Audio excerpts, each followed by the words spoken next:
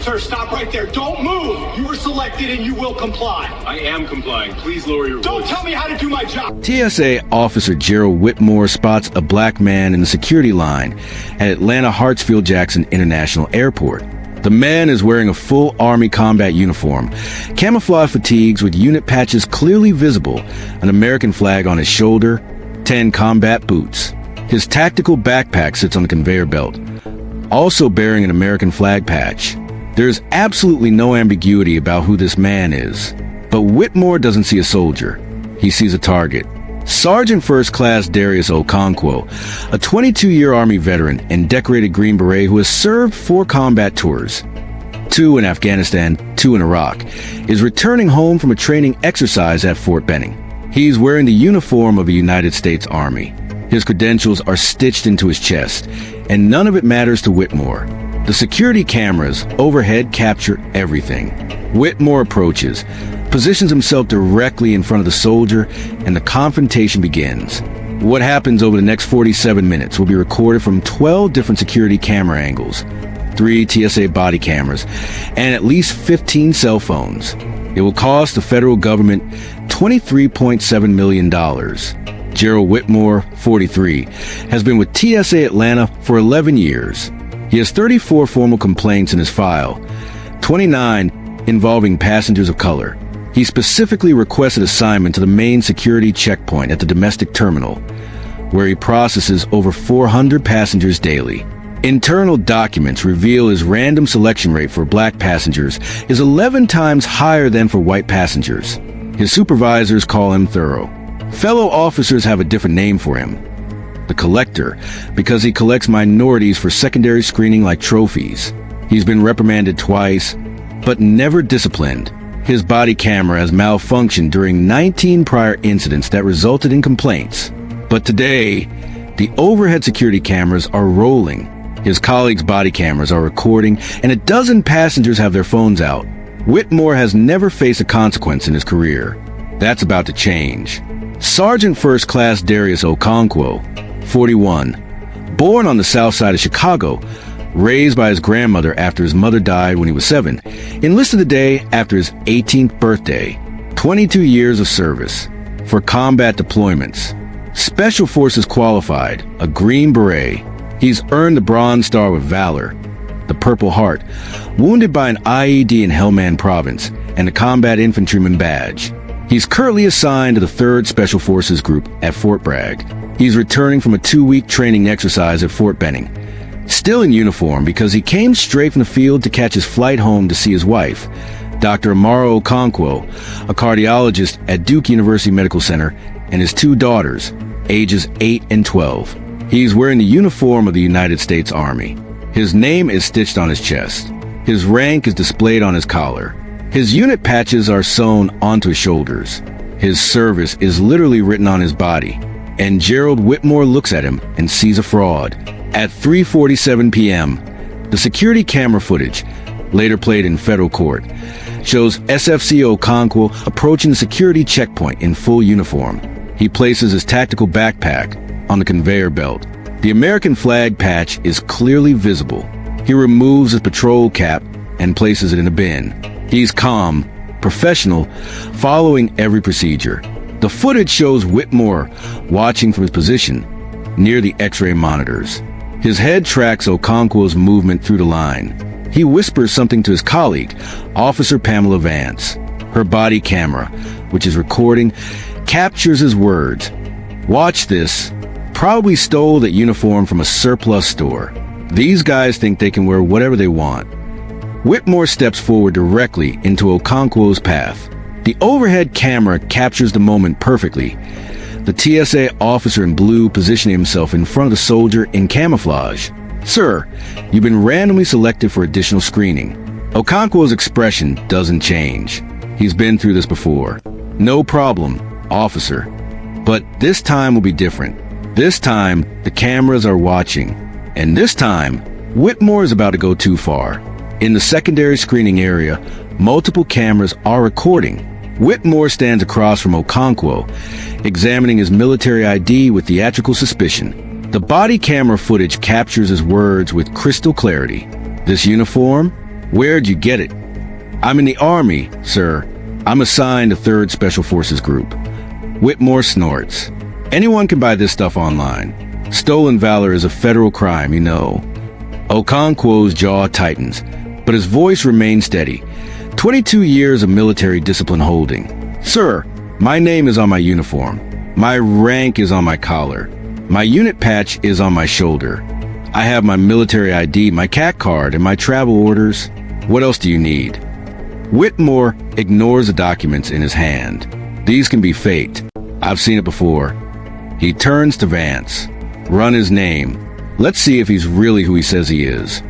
The security camera captures what happens next. Whitmore reaches for Okonquo's tactical backpack and begins pulling items out, tossing them onto the table. Extra uniforms, family photos, a small American flag that Okonquo's daughter made him at school.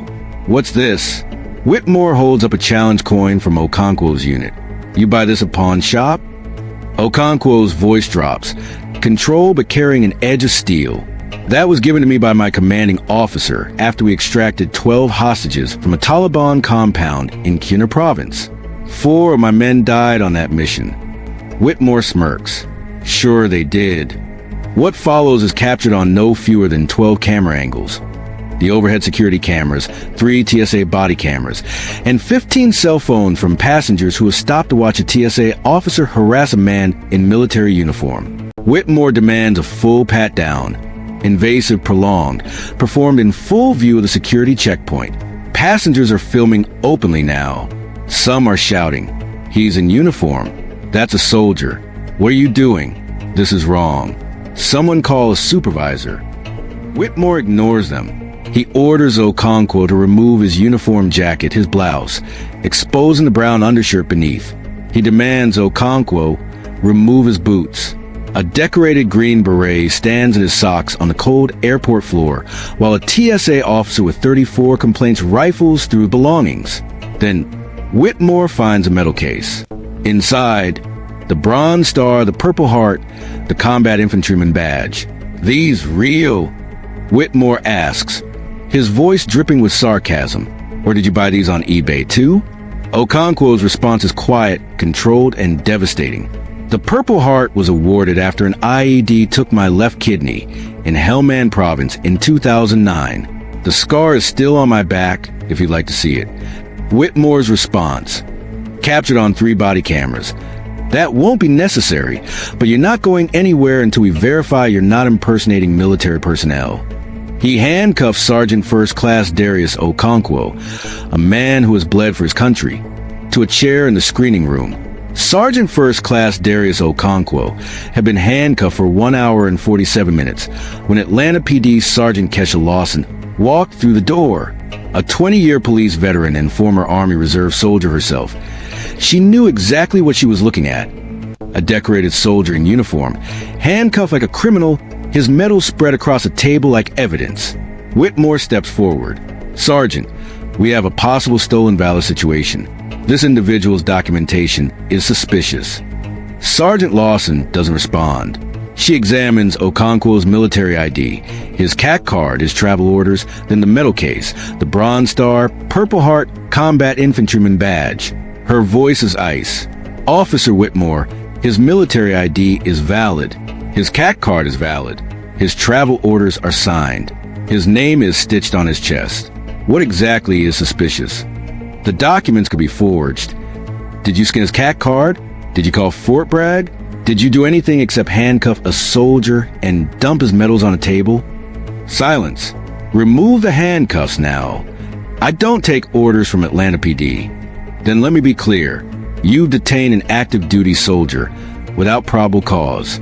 If you don't remove those handcuffs in 30 seconds, I'll arrest you for unlawful detention and ensure the FBI has this footage by morning.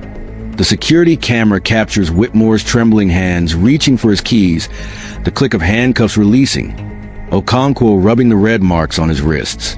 At 6:12 p.m., 2 hours and 25 minutes after being pulled aside, Sergeant First Class Okonquo is finally free. His flight had departed 90 minutes earlier, but the footage is already spreading, and Gerald Whitmore's career is already over. The first video hits Twitter at 6:47 p.m. Passenger Michelle Torres recorded 4 minutes of footage showing Whitmore demanding Okonquo remove his uniform, handling medals with disrespect. Passengers shouting in protest. Her caption reads, "Just watch TSA handcuff a soldier in full uniform. They accused him of stolen valor. He had a Purple Heart. What is happening?" Within 3 hours, 340,000 views. By midnight, 2 million. 14 other passengers recorded portions. Their videos flood Twitter, Facebook, Instagram, TikTok, each showing different moments of humiliation. Whitmore's sneer about the challenge coin. His eBay comment about the Purple Heart. The handcuffs clicking shut. By morning, every major network leaves with the footage. CNN, Fox, MSNBC, ABC. The Pentagon issues a statement confirming everything. Sergeant First Class Darius Okonquo has served with distinction for 22 years, including 4 combat deployments. He is the recipient of the Bronze Star with Valor and the Purple Heart. We are deeply troubled by this treatment. Veterans organizations mobilize. The VFW demands Whitmore's termination. The American Legion calls for a congressional investigation. FOIA requests reveal Whitmore's 34 complaints, his racial targeting patterns, the 19 malfunctioning body cameras.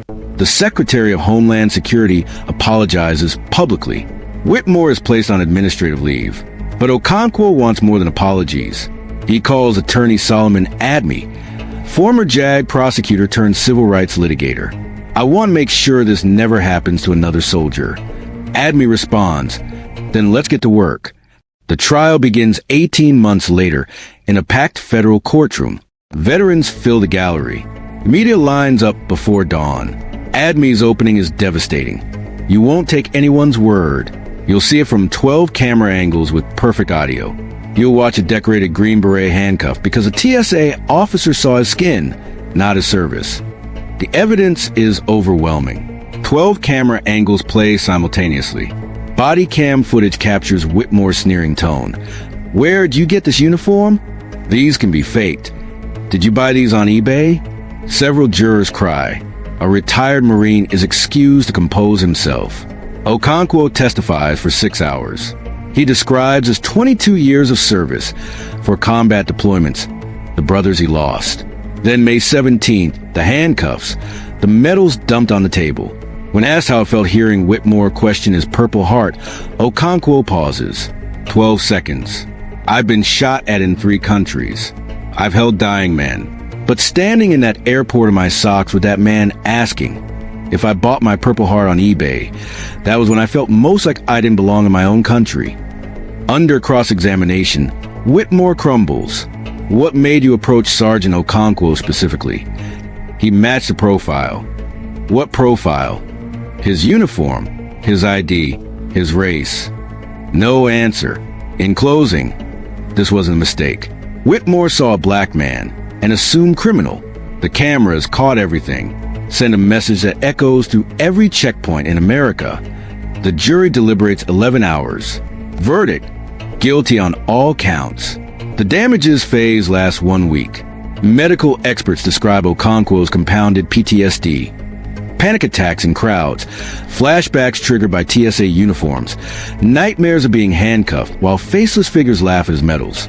Career experts calculate delayed promotions, security clearance reviews, medical leave, millions in damages. Closing argument: what's it worth to be treated like a citizen in your own country? Whatever number you choose, make it large enough that the federal government never forgets. The jury deliberates 5 hours. Compensatory damages: $12.4 million. Punitive damages: $11.3 million. Total: $23.7 million. The largest civil rights verdict against TSA in American history. The courtroom erupts. Veterans salute. Okonquo's wife collapses into his arms. Whitmore is terminated within 6 hours, permanently barred from federal employment. Vance is terminated the next day. 3 supervisors are demoted. DHS announces sweeping reforms, mandatory anti-bias training, random selection auditing by race, military credential verification protocols, body camera accountability, independent civilian oversight, zero tolerance for unverified stolen valor accusations. The reforms are named the Okonquo Protocols. Okonquo establishes the Okonquo Veterans Defense Fund with $12 million, providing free legal representation to service members facing discrimination. Year 1, 47 cases, 39 victories, $14 million in settlements, every penny reinvested. He testifies before Congress 4 times, helping pass the Veterans Dignity and Travel Act. The president signs at the White House, Okonquo standing behind her in dress uniform. 26 months after the verdict, Okonquo is promoted to Master Sergeant at Fort Liberty. His commanding general pins the rank on his collar as Amara and their daughters watch, tears streaming. Gerald Whitmore disappears, reportedly working as a warehouse security guard in rural Alabama. He never apologizes, but his name becomes a cautionary tale whispered in TSA break rooms nationwide. Military discrimination complaints dropped 67% under the Okonquo Protocols. The cameras keep watching. Officers think twice. If you think this situation was bad, wait until you see what happens in case on the right hand.